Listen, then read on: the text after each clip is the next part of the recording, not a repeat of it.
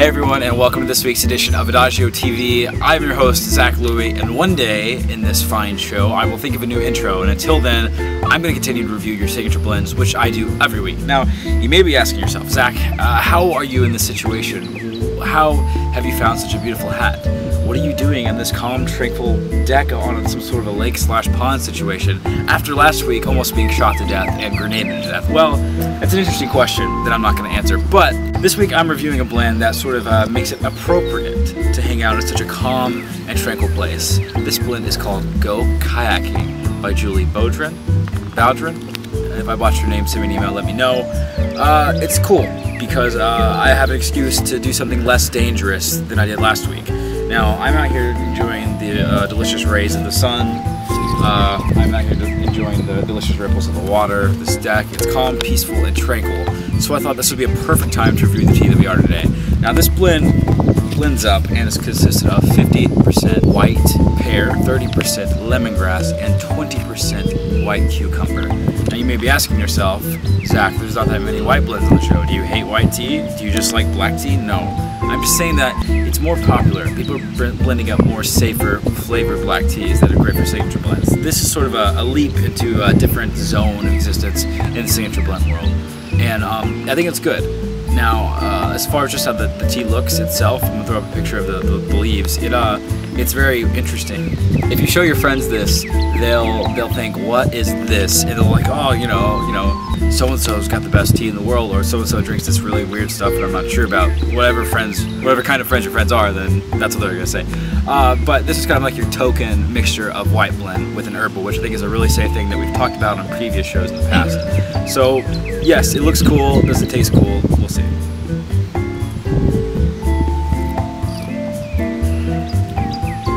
Very, very similar to what I would have thought.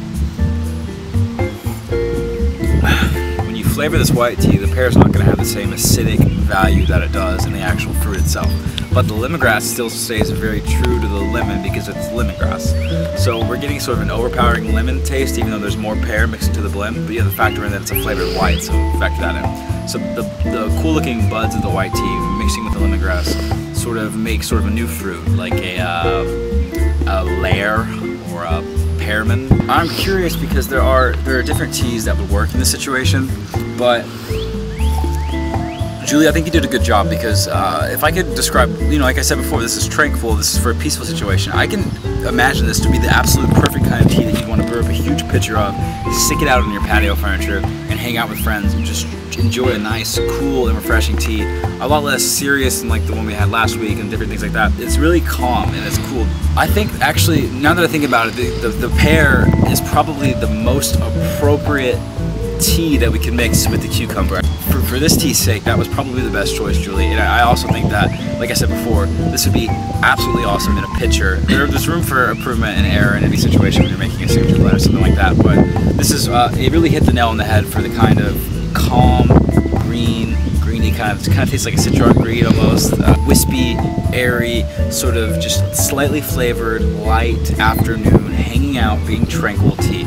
In the description of your tea, that's what you said this was about. I mean, kayaking, you said, was a very sort of solitary, sort of tranquil sort of moment, hanging out in the water, and I thought that was a great excuse for myself to come out and enjoy the relaxingness, considering what I had to go through last week.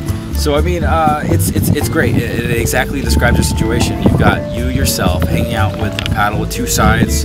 You're out, you're working your core muscles, you're having a good time, except this situation is less taxing on your body exercise-wise, and you can, enjoy it with your friends and stuff like that. So I think that's what you should do.